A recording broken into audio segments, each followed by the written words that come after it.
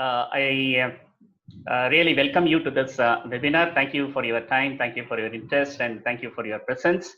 So this is the fourth NLP Mastermind, right? Asking power questions. So I have thought about this as an engagement activity so that we can stay in touch and then keep learning NLP together. So that's the prime objective of this mastermind. So this would be only for mostly for people who have already studied NLP with me, but I'm generally expanding this to other people also so that they can get a taste of NLP and see how NLP can be useful to them. So I welcome you to this program once again, and we'll start straight away. So this will be a highly interactive session, right? You can generally keep your audio muted, but whenever you want to ask a question, you can unmute and ask the question. And after each slide, I will pass, and then we'll take some time for questions and answers. And then finally, we have a very interesting breakout room exercises where you can actually practice whatever we have been speaking so far. And I think that should be a good experience so that we have some time and some space for us to actually do whatever we have been learning in this webinar. So good to go. So we'll start. So what is a question? So that's the first question. So anyone, please. Anyone, just can unmute and try and answer this. Nothing is right, nothing is wrong. Everything is our own perceptions. So feel free to share, dear friends. What do you think by a question? Anything on which you want to gather some information about? Yes, ma'am. That's great. So other perspectives? The statement generated by the mind to clarify what it needs to hear or listen. Okay. Yeah, that's great. Even asking for name. Yeah.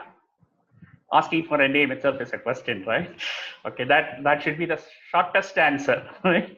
So without much thinking, we can do that. But even it is said that some people forget their names, right? For example, Edison was known to be a person who forgets his name often, right? And so he would ask another person sitting nearby, "What's my name?" Right? That's what the anecdote says. Very interesting. So, any other perspectives, please? It is the engage in a conversation. Sorry, to engage in a conversation. To engage in a conversation, right? To keep engaging in a conversation, something like a small talk, right? That is, and to communicate with you and to others. Yeah, communicating with others and with the self, right? With the self. To seek information or clarity. Okay, to seek information or clarity. Great, right?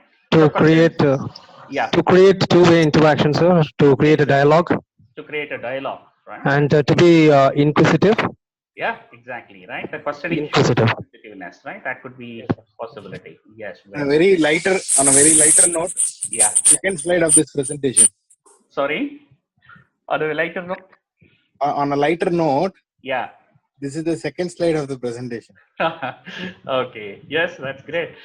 So, okay, right? So, questions are, I would say, the evidence of a very inquisitive, curious mind, particularly when it comes to NLP coaching. The questions are some very powerful tools for us, very, very powerful tools for us.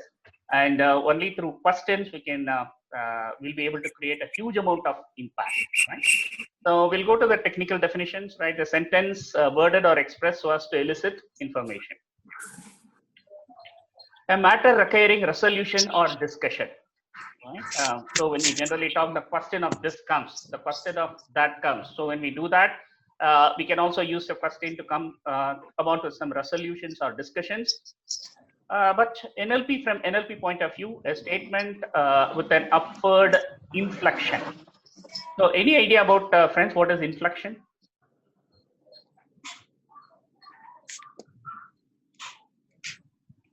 I'm sure we would have discussed this in our classes. Inflection. I would say this is a very important angle to the question, because once we are able to understand the concept of inflection and apply, then the way in which we ask quality question improves. Sir, is it related to some tone or pitching of voice? Exactly. That's great. That's great, ma'am. Right. So it exactly means the tone in which you ask the question. Inflection is a modulation of intonation or the pitch in the voice. Right. So 3 types of inflections. One is let's take this the simple sentence: "Go to London." Right. So that could be a neutral inflection, just as a statement. Go to London. Upward inflection is a question. Right? Go to London. That's when you have an upward inflection, it becomes a question. The downward inflection produces a command. Go to London. So the if you're able to understand the 3 things, right? Go to London. Go to London. Go to London. So if you're able to understand this, the neutral inflection, the upward inflection, and the downward inflection, which we normally do, but we can choose to become more aware about that. Then, when we choose to ask a question, we can become more conscious about the way in which we ask the question, right? So, later in the breakout rooms, I would want you to practice this. So, with an upward inflection, go to London. With a downward inflection, go to London as a command. Right, and the very neutral, go to London. So that's a very neutral command. That's a very neutral statement. So once we are able to understand this, we can become very conscious when we ask the question, and then we can take it further. So what does a question do, friends? What do you think the question does? When you ask a question, what happens? It makes you think and respond. Okay, it makes the other person think and respond. That's great. Yeah, it stirs the curiosity. Curiosity of whom? That is the person who asked the question. Yeah. Okay. It triggers your emotions, and you certainly come up with more options. Okay. So what does it? It could be an evidence of curiosity on the part of the sender. But what would happen to the listener? When you ask a person, what reality? Prompted to answer, sir. Prompted to answer, or anyway, Madam Divya has already said the triggering. It makes you. Yeah. Go ahead, Madam. Go ahead. Yeah. So I would want you to just state your name, so that once you state your name, other people can just pass till the question is asked. Right? Okay. Yes. Okay. Sir, this is Divya Ramesh here. Yes. So when you ask a question, it triggers the thinker. Okay. That is the person to whom you're asking. It triggers, and it starts making them to think. Okay. Okay. Great. So any others, please? I think Srinivasan, you were saying something.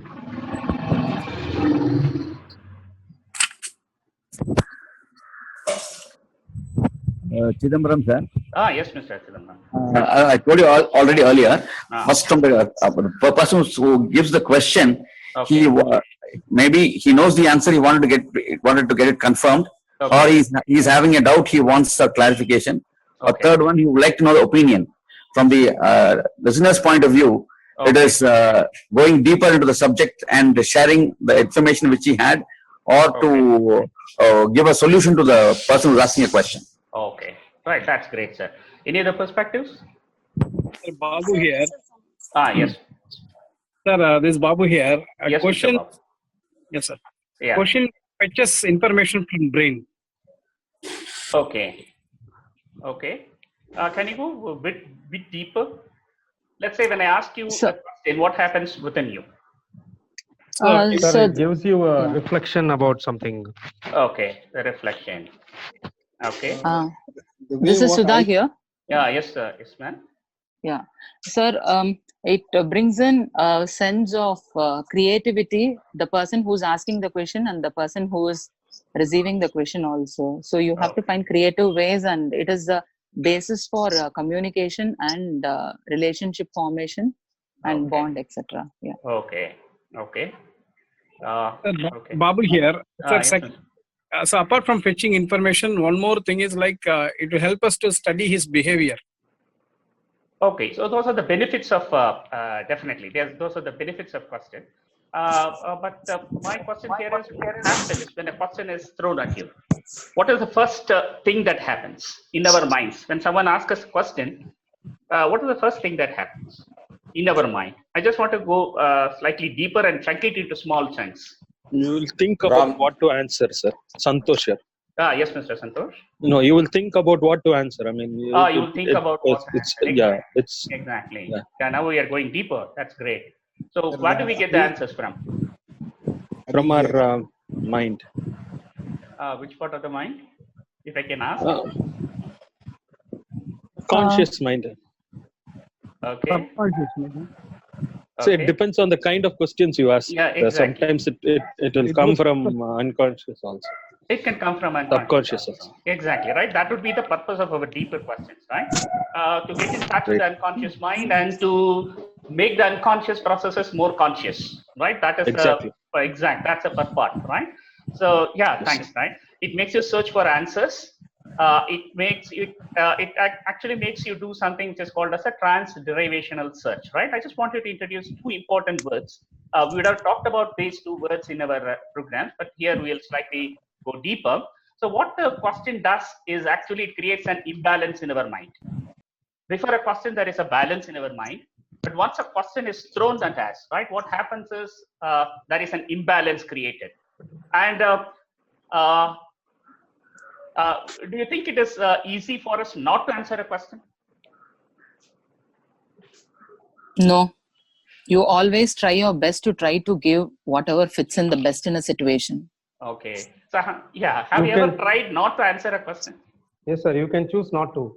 You can choose not to, particularly in one-to-one conversation, when a question is thrown, could we totally be neutral to that? Do you think it's easy? Sometimes not answering is also a way of communication. Yeah, exactly. So sir, this is Ganesh Manchi. It all depends on the sensitivity of the question, sir. Okay, that's great. Yeah, it depends on the sensitivity of the question. Right. I would personally feel that it takes a big effort not to answer a question. Right? Because once an imbalance is created in our minds, we always tend to restore balance. And the balance is restored only when we give an answer to that. When we give our peace of mind, right? Not to put it harshly, just when our own perspective about that when we share, particularly this matters in a one-to-one conversation, so it becomes very difficult for us not to answer a question. Would that make sense? Sir, again, Ganesh Manchi. Yes, maintaining a silence is also a kind of answer to a question. Yeah. Where it need not be in the verbal, but as you said very rightly, yeah. I don't want to answer your question, or none of your business in asking the question. Such kind of emotional, output also can be an answer, sir. Yeah, exactly, right? So normally if you see that interviews, right, particularly hot seat interviews, when a very uncomfortable person is asked, right, the person, if he can calibrate the person, he goes into so much non-verbal cues. And then he may come out at least, he needs to come out at least with an answer, I'll not be able to comment about this. I don't want to comment about this. Even that is an answer.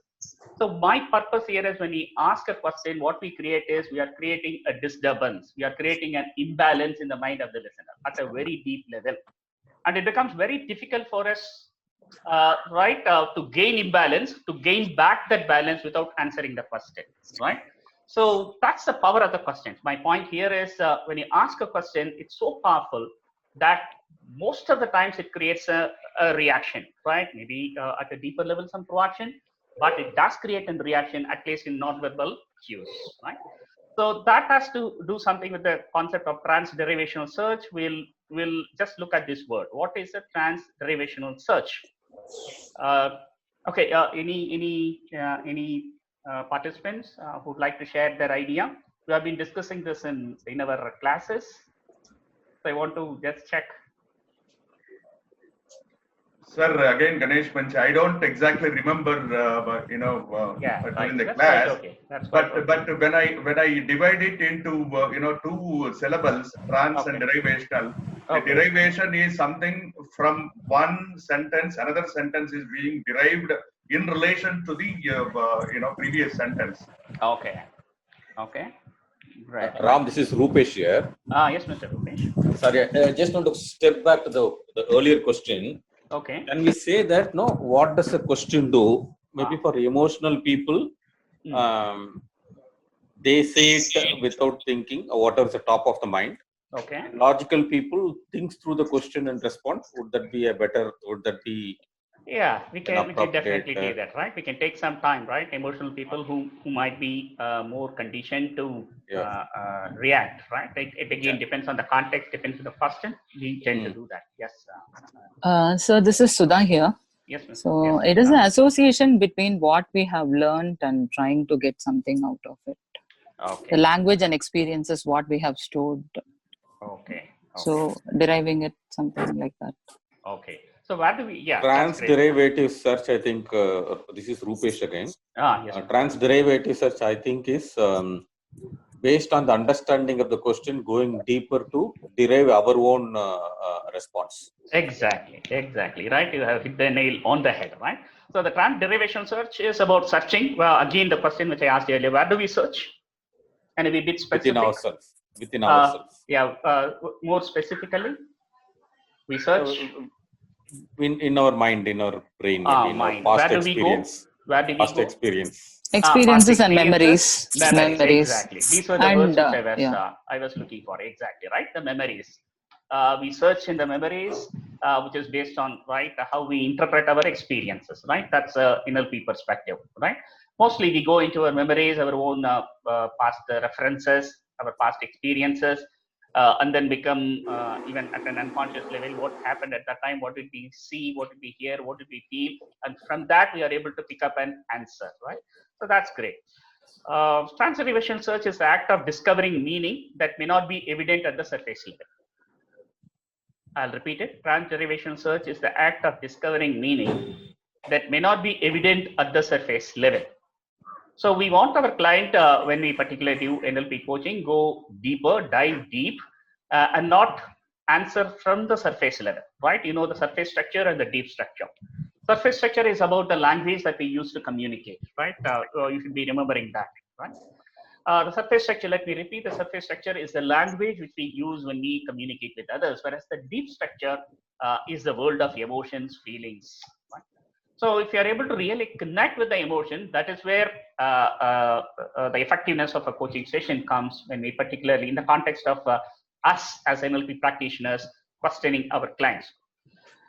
So it makes a person go deep inside his own mind, memories, beliefs, and values. And two things happen. One is time-wise, other is space-wise. And recover or create thoughts, emotions, and behavior at those space-time junctures, right? We need to slightly go deeper because, right, if you are able to keenly understand what is happening with the client, is he doing a time-wise travel or is he doing a space-wise travel? Where is he getting the answers from his memories? And is there any reflection about the belief systems? Or is there any reflection about his values?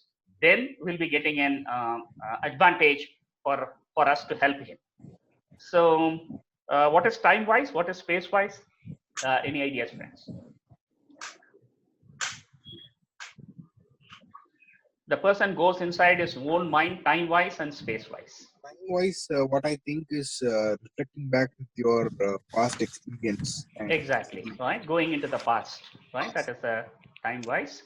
And also, right? And also future-wise, right? In the sense, we can ask questions which can maybe make him move into the future, right? We call it as a future spacing, something as a specific word. That's great. So time-wise, the movement between the past, present, and future. So if you're able to ask a question, right, we'll be able to understand where we are making the client go. Is it in the past, or is it in the present, or is it in the future? Right? That's great. What do we mean by space-wise? Krishya, the location? Location, exactly. So we are talking about the exact, very specific location where that particular thing happened, or the location where the client is right now, or the location where the client would like to find himself in the future, right? So time-wise and space-wise, and recover. If it is a past, then we are able to recover. And even if it's a present, there could be some recovering in that. And when it's about future paced, we are able to make the client create thoughts, emotions, and behaviors at those space-time junctures, right? So this is very interesting. So one question which I'd like to ask you: what was the last time you felt so confident? Just become aware of what this question does to you. What was the last time you felt so confident? So it makes us say that there are situations where we will not be confident also. Okay, but the question is could be very specific. So what was the last time you felt so confident? Yes, it's a time-based question. That could be it's a time-based question. Yeah, it could make us become aware of where we were not confident. But again, right, it's a very full question which makes us zoom on. Can you identify a situation in the past where you were very confident? So what does this do to you? Thank you, Mr. Chidambaram sir, for sharing. Others, I wouldn't want the content. I want the process. So when the question is asked, what happens to you? Hari here. It quickly searches for the happy moment where I relive it and see what made me happy and what made me confident to take that decision. Okay, fantastic. Yeah, so this is Sudha here. Yes, sir. So when you do, when you pick up something to do for the first time, and when you're not sure about it, you tried and you do it to your own satisfaction, you feel an accomplishment. So that I would call it as I felt so confident. Okay. Okay, Chidambaram here. We live that happy moment again. We bring back that moment. Yeah, we are able to access that particular happy moment. Right? We are enjoying that happiness again. Exactly, sir. That's great. Sir, this is Ganesh Panchi. When the concept of fear of failure goes out of your mind when you answer, that is the time when we are getting into full of confidence level, number one. Yes, number two is when you are getting a positive acknowledgement from the people opposite to you, then also you become so confident. Exactly, sir. That's great. So, what did you do then? You mean what was the last time you felt so confident? What did you do then? We get again, this is Dev, we get again a self-confidence that yes, we can do that. We get an instant confidence. Exactly, right? We are able to understand that confidence is a natural, right? We have confidence, right, at our disposal. We can choose to become confident, right? So that's great, Mr. Dev, right? That's a fantastic thing, right? Once you start searching for the time when you are really confident, at some level, you also understand that I already have confidence. Confidence is within me. I can choose to access the confidence, right? So that's fantastic, Mr. Dev. That's a very interesting input. Sir, As Chidambaram, you felt that you were in harmony with life. You went along with life. Yeah, you are in harmony with life. And what does the second question do? What did you do then when you were confident? So this is Sudha here. Actually, in anchoring, we recreate it, isn't it? So whenever we feel low, we try to bring in that experiences. We try to anchor it. So it is that you already have it within. Only thing is you need to tap it and bring it to the surface level to feel it that, yes, you already have it and now you are recreating it. Yeah, okay, there is every possibility for us to choose recreating it. That's great. Now, what about this question? What did you do then? This is again Dev, sir. We try to adapt the same strategy or methodology or the procedures what we have undergone in the past. So to the same principles shall be applied. The thinking process of the thing will happen. Yes, some steps to be taken. Kind of some strategy we will arrive to that. Exactly, super Dev, right? I really want to congratulate you, right? You have again, right, hit the nail on the head, right? It gives us some idea what we can be doing now, what we can start doing now. When we are confident, we started doing that. So we can access the confidence, and then at some level we can create strategies also, right? Right now, so when I was confident, I was able to do that. Now, when I access confidence, what is that I can choose to do now? So it's a very interesting question which can come out with large amount of strategies in terms of start doing, stop doing, doing something more, doing something less, right? And or continue doing something. So I think these two questions could be really so potent, right? two things, two benefits from these two questions, right? Put together, is that one, we are able to make the client access, first identify that he already has the resource and he can choose to access that. The second thing is he can create some sort of action or strategy plan when he's able to access that particular resource, right? So that's great. Ramon, one question, Rupesh here. Yes, Mr. This is outside of what you are talking. So typically the question should be, when was the last time you felt confidence? Okay. But here you stated as what was the last time you felt confidence? Is there any conscious reasons? Normally we stick with, in NLP, we stick with what and how questions, Rupesh. Okay. Right, what and how questions, right, as I've been saying in another webinar, the what questions reveal the content and the how question reveal the process. So you can add a question, what was the last time you felt confident? That will give the content. And how were you so confident at that time? How did you get that confidence? Then that could be an process question. So generally we stick to what and how questions in NLP, right? You can choose to use that also. But generally our prime idea is to stick to what and how questions so that we can create a disassociative experience for the client and make him aware of the content and make him aware of the process. Right? We ask a how question, how did you get that confidence? Then he becomes aware of the process and they can choose to replicate the same process, right? This is actually deep core modeling questions. Thank you. Thanks for that question. That's great. So we'll just go further.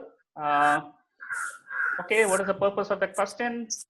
Okay, right. We have been talking about this purpose of the questions so far, but I would just want to take it to the next level.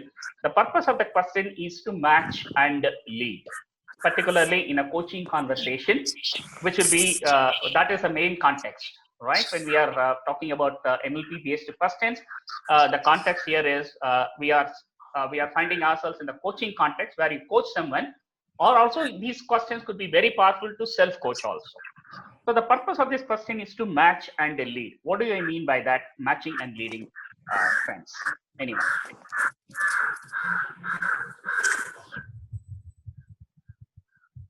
You're able to find out what, by asking a question to your candidate, able to find out what is in him, and then you're able to guide him further towards his career and success. Okay. Chidambaram. Okay. Thank you, sir. Thank you, sir. Others, match and lead.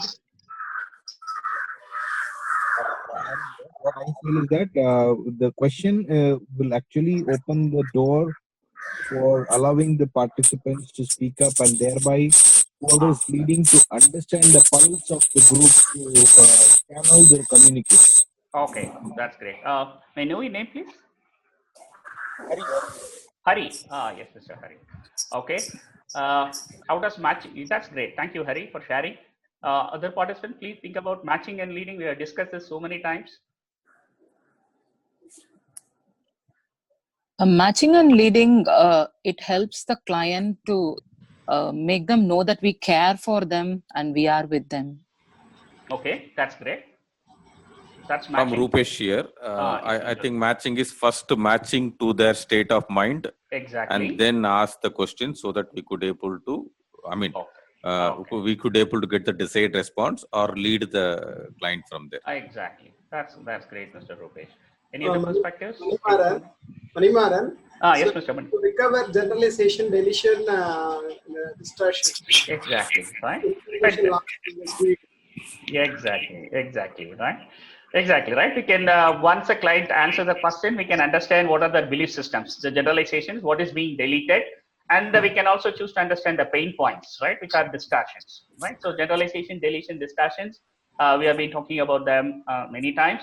So all the beliefs or generalizations, what are the deletions or something which is not into our awareness, either consciously or unconsciously, and the distortions are the pain points, right? Or disempowering distortions could be pain points, whereas positive distortions could be our ability to create, right? Even goal setting is a distortive process, right? You should be remembering them, right? We have been discussing that about many times, right?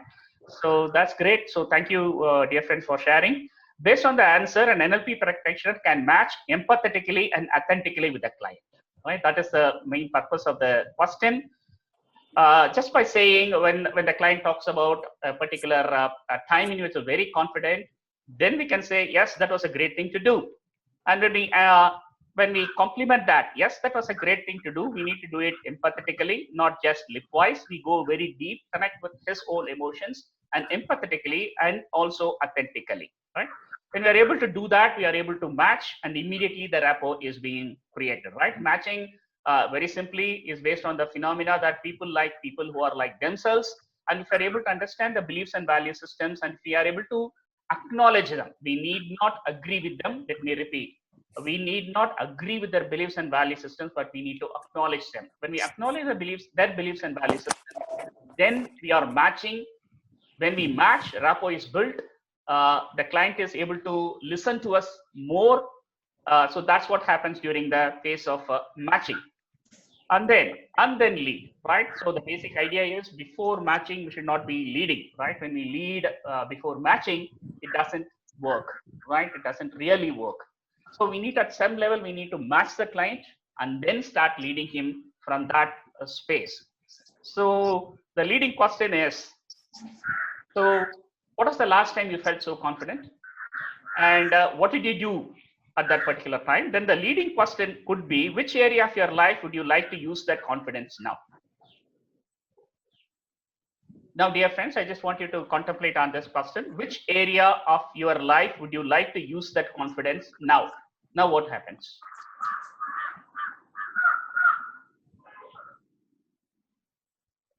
Anyone? Yeah, Krish, I think it gives them a kind of a leading answer where they are right now struggling, and then they probably will apply that for them. Okay, right. So we are directing their attention, right? We are leading them, right? I hope you are able to understand the concept of leading. Yes, we match with them, and then we start leading them, right? Which area of your life would you like to use that confidence now? So what would the really, right? That attention of the client shifts, right? So which area? So please understand, right? The client may not be able to immediately get flash of geniuses. There is a possibility. But again, what we are trying to do is we are trying to frame the client's mind state in a very specific way, which could be really useful for him. That is why we are asking the leading questions. Which area of your life would you like to use that confidence now? So the leading question, right, puts him in a very powerful frame of mind. It creates something which is called as a cognitive dissonance, right? Right. These are the two important words that we need to go deeper. One is trans-derivational search. I'm sorry, the words could be slightly complicated, but still, they are so, I would say, content-rich. They are so process-rich. So two words that will be going very deeper today is trans-derivational search, which I've been seeing that. And now comes the pop-ups the word cognitive dissonance. So participants, any idea what is a cognitive dissonance? So by the way, I'm curious. So what is me questioning you? What is happening to you? Can anyone talk about it before we go into cognitive dissonance? I'm curious.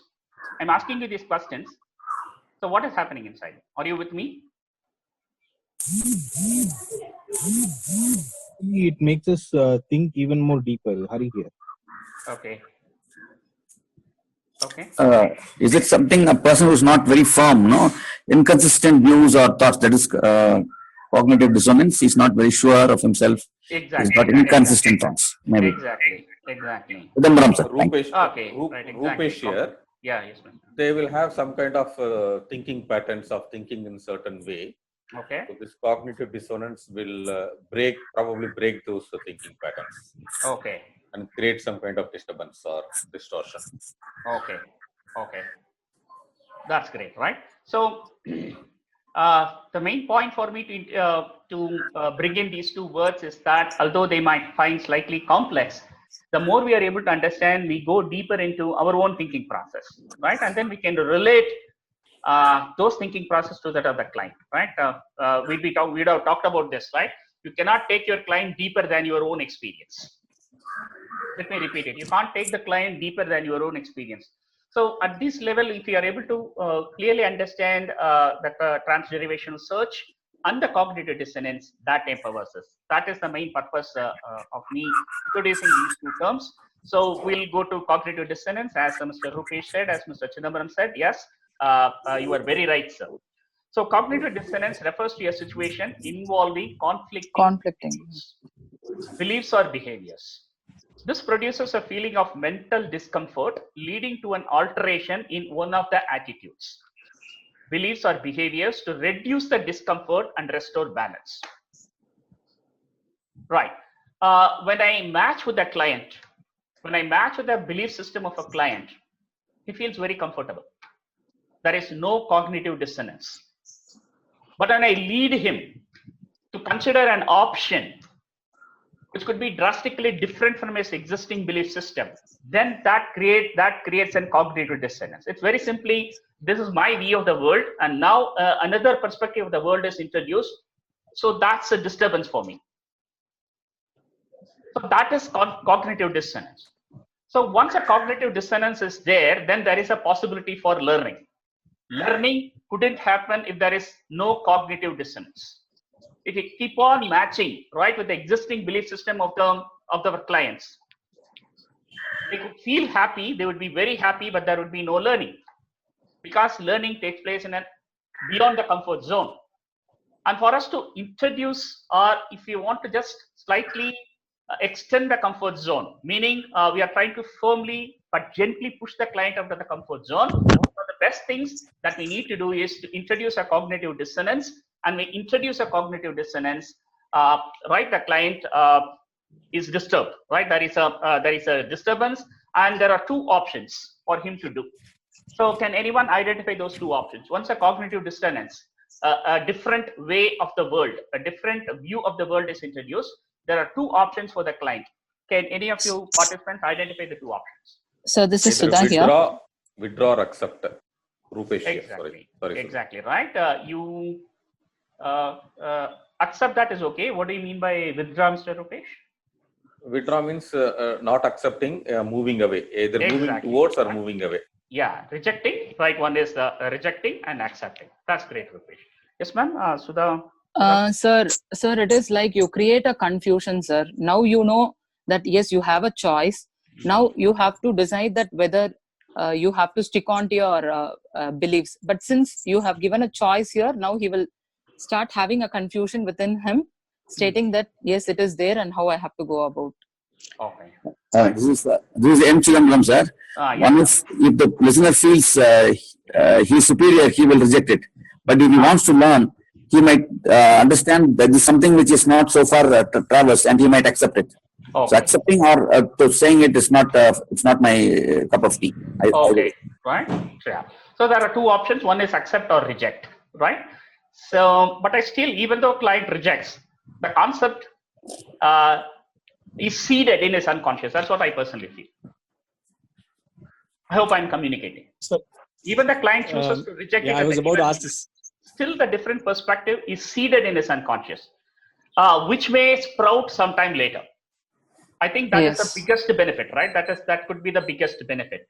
So the change or the insight or even the behavior change may not happen immediately, but once we are able to provide that very strongly, right? Once we are able to provide a different perspective, we are actually seeding it. That's my idea here. Yes, sir. Some of you were trying to say something. Krish here, sir. So what happens when somebody rejects it, right? His confidence level will change, or how does it happen? I mean, because he's rejecting it, he had something to change himself. Now his confidence level goes down and the cognitive dissonance, right? Yeah, when there is a disturbance, mental disturbance, the confidence, there is possibility of confidence going down. But when he outrightly, as you said, when you outrightly rejects us and go back, yes, the confidence could rise. It could give him a self-esteem. It could give him a self-esteem. I am able to decide on my options. I choose to reject it. At some level, it could increase his self-esteem. That's very valid, Mr. Krish. Sir, always before taking decisions, you need to have a shift. So that shift should come from within. So for that, you need to stir with all these things. So for having that paradigm shift, we have to start with this cognitive dissonance, because unless and until you give permission for yourself for that thought to be implanted, you can't expect a change in the behavior. Okay, that's great. So as learners, what can we do, friends? When a totally new perspective is projected, what can we choose to do? So in Manimaran, in my case, 3 things may happen. One is I may accept it. Another is I may dilemma, so simply keep silent. Okay. Then the third, reject it. Later on, suddenly I realize, oh, it looks like something new. So okay. It takes some time to digest. Okay. The 3 right? options are available for you. Okay. So my question here would be, as learners, what can we choose to do when a different perspective is presented to us? That is a cognitive dissonance. How can we use that cognitive dissonance for better? The idea is, should we immediately choose to reject it, or immediately should we choose to accept it? And what else could be done? I think, Sir Sudha here again, sorry. Yeah. Sir, I think here the time-wise and space-wise, we can implement it and see that how it goes on, sir, to implement it. Not a drastic decision, but still something to think over. Yeah. Okay. I think like Rupesh here, Ram, like you mentioned, first, acknowledge and then state why or how it will not fit to them. Okay. Or choose to say it or not, why it will fit, how it will fit or not. Okay. If you, Chidambaram sir, one is maybe what the coach is telling you is acceptable to you, then you go along with it.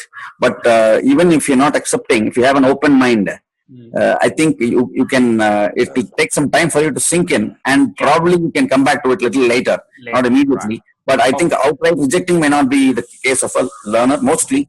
Okay. So personally, one benefit, which one I would say, one way of me dealing with it is when something of a cognitive dissonance comes to me, I use the word, I will park it. If I'm able to immediately, if my unconscious says, no, this isn't my cup of tea, the word which Chidambaram used, then I can choose to reject it. And if something I feel it may be uncomfortable to me, but I need to dip into it, I need to get into it, I choose to accept it immediately. And if there is an in between, if I can choose to say to myself, I will park it and come back to it later, and I will revisit it later, and then make a note of it somewhere. Because unconsciously we'll be having a tendency to forget it. So if we can choose to make a note of things that we can look at it later, then I think that could be one way of using the cognitive dissonance. So my point here is we normally have a tendency to immediately reject it or immediately accept it. But that could be a big way in which we can park it, with a note, so that we can choose to look back at it whenever there is a possibility, right? That's just an added way how it's very useful for me. I just want to share it. So, any other thoughts? Anyone want to contribute to this discussion? Yeah, Ram Sakrish here. So, can I say that I heard all the flow of the information. Can we summarize and say that you're bringing awareness? Is that the right word to summarize this? Exactly. So, when a cognitive dissonance is created, how are we dealing with the cognitive dissonance? We need to meta think about it. We need to become aware of it. Can I say, in case if I want to reject, can I say I need to understand better, or I will think through it? Yeah, exactly, right? I would say instead of a very strong immediate decision, unless otherwise we need to honor our unconscious mind. Maybe the time may not be really right for us. The unconscious, is very powerful and benevolent. So if there is a very strong yes, if there is a very strong no, you can choose to honor that. But one way in between is to park it and revisit it sometime later. Sir, Sir Babu here. Yes, Mr. Babu. Sir, as a coach, actually, we should never conclude on any thing. Like we should make the other person to take a decision on it. Exactly, sir. Exactly. So this is for self-coaching. Not reject. We should not make it out, right? That's be on the other. I do agree with that. But this context, where we are talking about is for our own self. Right. It's for our own self-coaching. That's why I asked this question. When we are presented with a cognitive dissonance. What do we do as an individual? The context is individual. When we do, so the basic idea is we'll be able to take our clients only to our own level of experience, right? We can try and understand what is happening. So this discussion, right, that is the discussion about how do we deal about cognitive dissonance is for our own self. Of course, right, we can't directly impose that. But when a client immediately says no, we do have an option of, can you park it for some time, and would it be possible for you to revisit it later? Also, we can think about redesigning the question, right? So what you have put across. Exactly, right? That also would help, right? When you are able to rephrase, that could also give a different angle. That's very much valid. Okay, sir. Okay. So thank you, friends. Right now, we'll just give a summary and then we'll go to the activity part. So what have we discussed so far? So what is a question? The 3 types of inflections we discussed. And what does a question do? We talked about transderivational search. And what is the purpose of the question? Matching and leading. And what does the leading question do? It produces a cognitive dissonance, right? These are the summary, right? The summary parts that we have been looking at. So we'll quickly look at the emotion triangle, right? This is an application oriented, the emotion triangle. So friends, anyone remember the emotion triangle?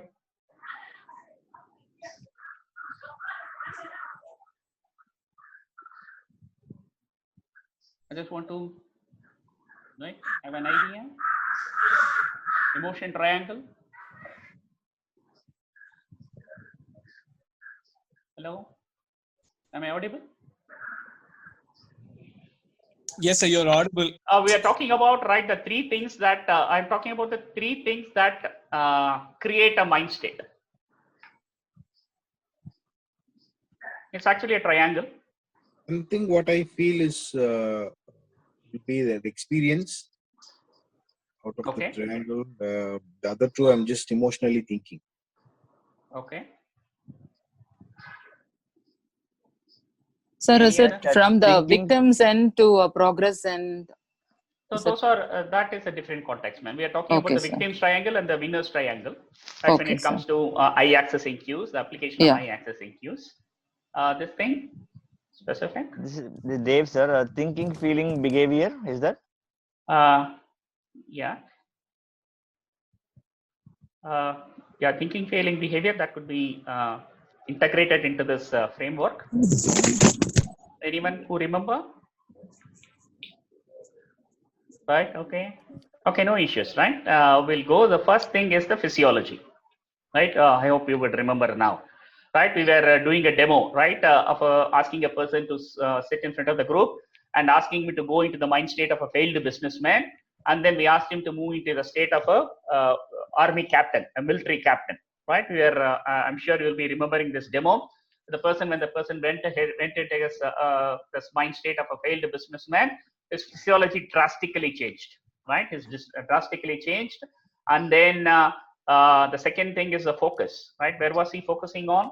The focus on the past 2 or 3 attempts, 2 or 3 of his business ventures, which totally failed. And the third one is, what was he saying to himself? His internal dialogue. I've been unlucky. I should have been trusting these people. I shouldn't have taken the risk. So that is the internal dialogue or the words which we uses. When we asked him to shift into a mind state of a military captain, who is sitting in front of his team, where the team looks at him with awe, with respect, with admiration, and then his physiology drastically changed and his focus also changed, right? The focus became more positive, something more positive in the sense the focus shifted into future.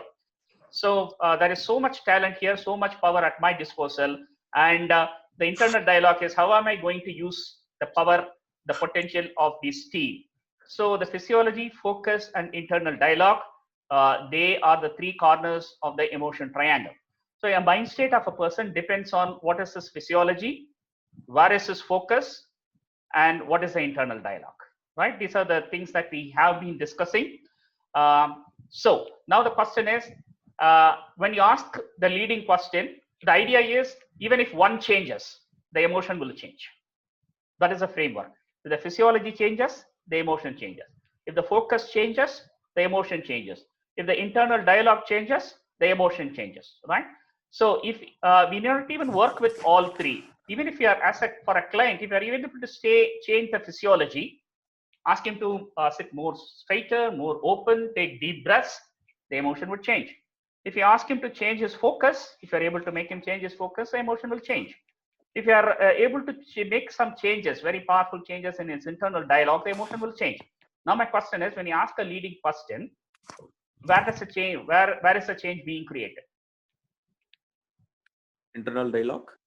Exactly, right. Internal dialogue is one possibility. Yes, Chidambaram, internal dialogues. Yeah, internal dialogue, right? When you ask a question, what was the time when you were so confident, right? Immediately there is an internal dialogue going on, and also what changes is a shift, right? The focus shifts into the past, but something which is very positive.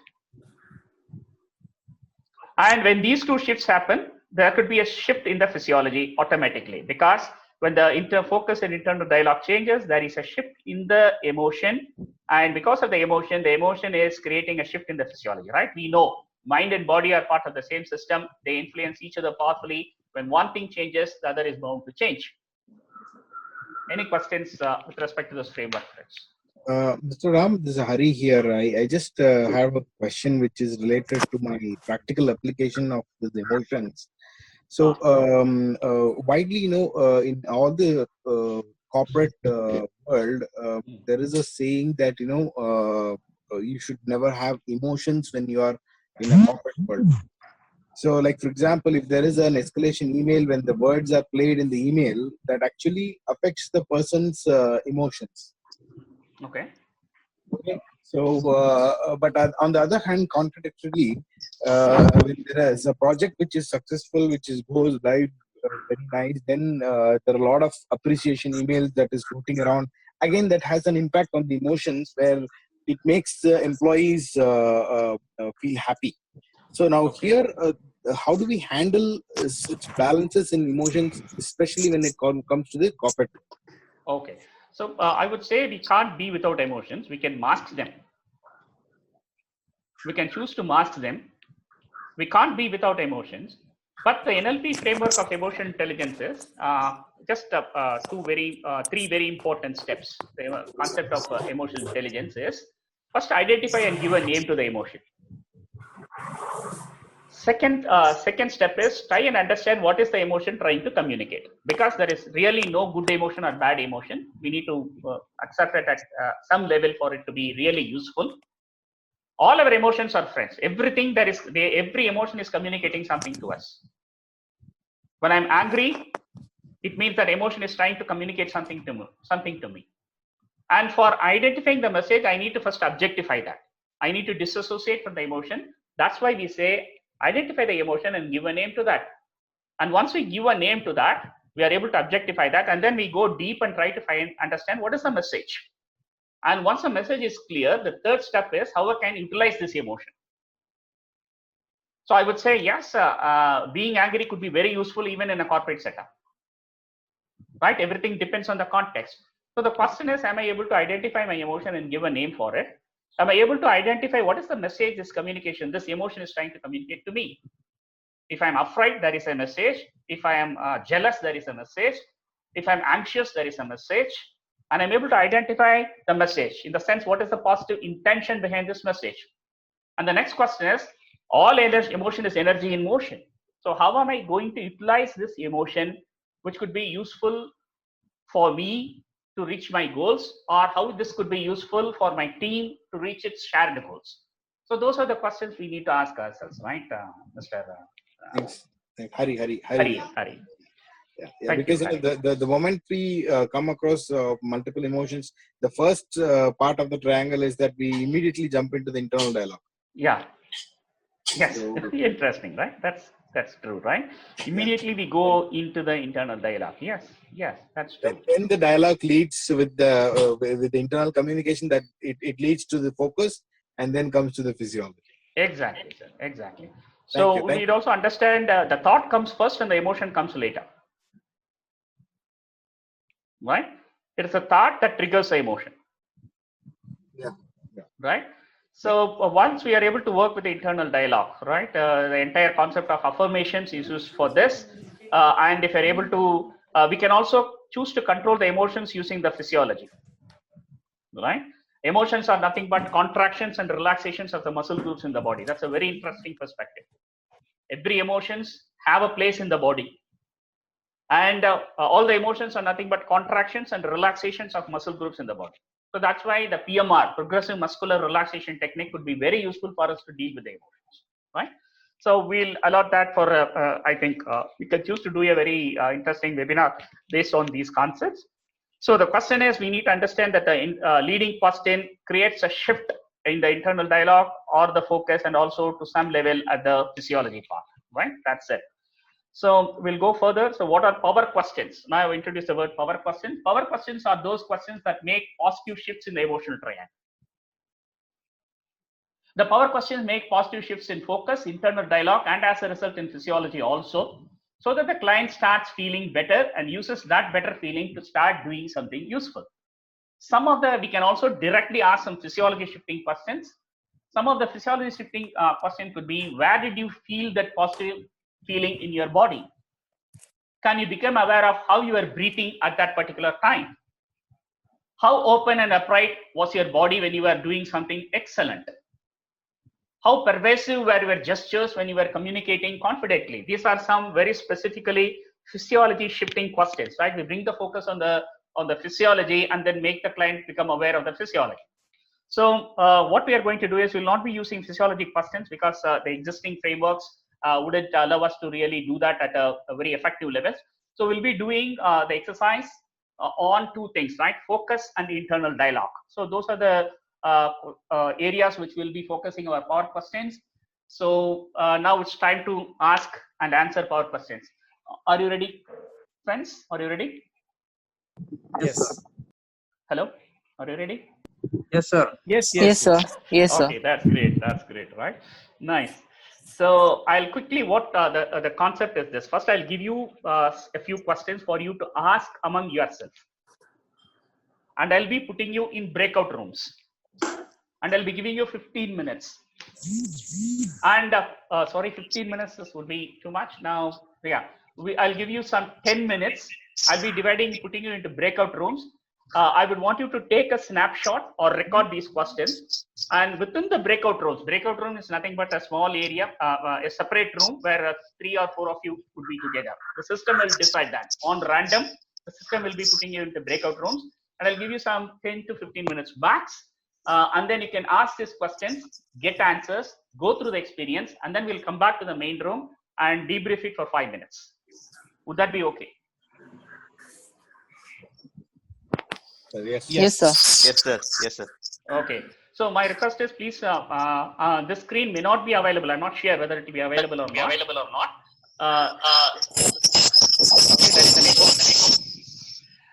So I would request you to take a snapshot or make a note of these questions, so that when you go into the break rooms, you can just work with the people, right? Randomly, people will be designated in the break rooms.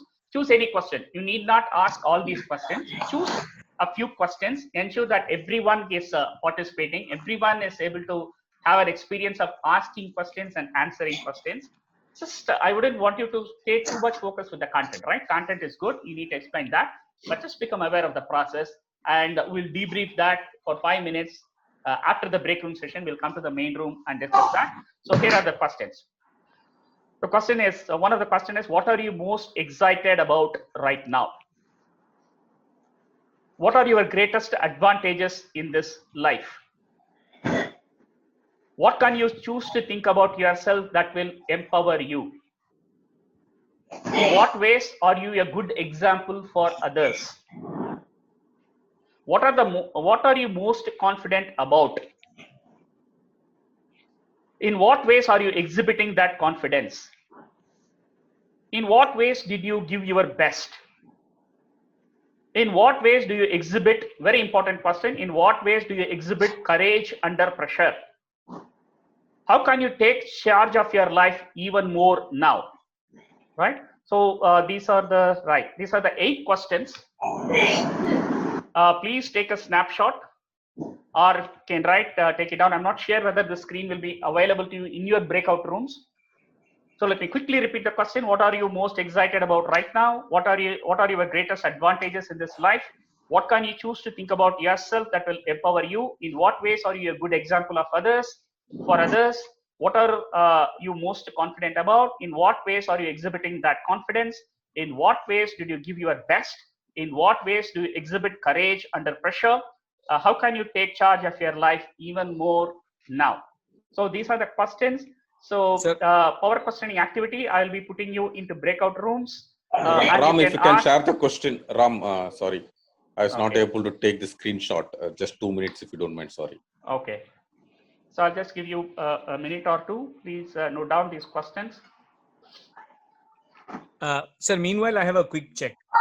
Yes. These questions we are going to be looking at from our perspective, or considering. No, you'll be asking these questions to your room members. Okay. And allow them to answer that, and then see how it goes. Sure. Right. I think I don't know. The system will allocate 3 or 4 people in a room, I'm sure.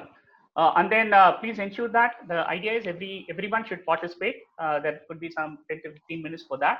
And then we'll be coming back to our main room and then debriefing for 5 minutes. And then we'll end the webinar. So please take a snapshot. Okay. Otherwise, you can do one thing, Ram. Yes. You can copy this text and put it in the this one, no? Chat box. Chat box, yeah. Okay. I think that would be good, yeah. Okay, I'm not sure how we can do that. You can copy this text. You can copy this text and. Okay. So I need to go out of Zoom. Only then. No, not required. Not required. You can simply copy this. Okay. Or you will have the PPT version, right? Which is the outside I can do later when I put you to the breakout room. Better you can take a snapshot with your mobile itself, right? If you can choose to do that, you can take a snapshot with your mobile. And later I'll try and do what Mr. Rupesh asked. Most of the phones will have hold the down arrow or your audio button down button and the power button at one go. It'll just select the screenshot. That's it. Okay, yeah. You can take a screenshot also, right? Yeah, okay. Mobile, you can do that, right? So quickly we'll go about what we are doing. Power questioning activity. Now I shall put you into breakout rooms. And you can ask these questions to your roommates, and you can go through the experience of both asking questions and being asked. I just want you to become aware of the process, right? What happens to you, that is very important because later you will be using the same experiences on your client, right? You will be basing your questioning based on your experience with your clients, right? The time for this activity will be 10 to 15 minutes. Please ensure that everyone gets a chance to get involved. Feel comfortable while answering questions, and if you don't feel comfortable, you can simply pass. Saying that you want to pass, there is no compulsion, but please do get involved as much as possible as you search for answers within you. We'll come back after the stipulated time to the main room and debrief, right? So, yeah, let me check. Where are the breakout rooms? Here they are breakout rooms. 23 participants. I'll be dividing them into 6 rooms, right? I have created 6 rooms. There will be 3 or 4 participants in each room, and I'm creating the rooms right now. Yeah, I'm opening all the rooms. So you'll be put in a breakout room. So exactly like 10 to 15 minutes, right? Maybe we'll make it 15 minutes. We have still 15 more minutes, and then we'll finish off after 5 minutes of debriefing. So I'm opening all the rooms. So please choose to join, right? There will be an indication for you to join the room. Please join the room.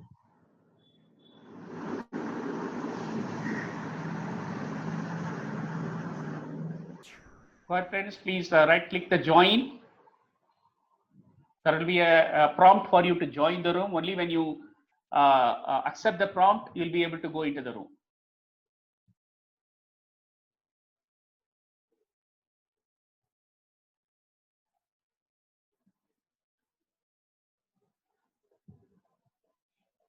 Okay, so you can start.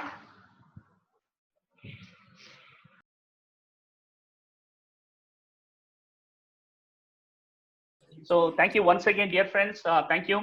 From the base of my heart, I wish you all the best, right? Keep learning, keep applying NLP principles and practices, NLP frameworks. They are really, really very, very effective. Thank you. Signing off, Ramasubramanian. Thank you very much. Thank you so much, sir. Thank you so much. Thank you all. sir. Thank you, sir. Thank you Our all. pleasure, sir. Thank you all. Thank you all. Thank you. Thank you.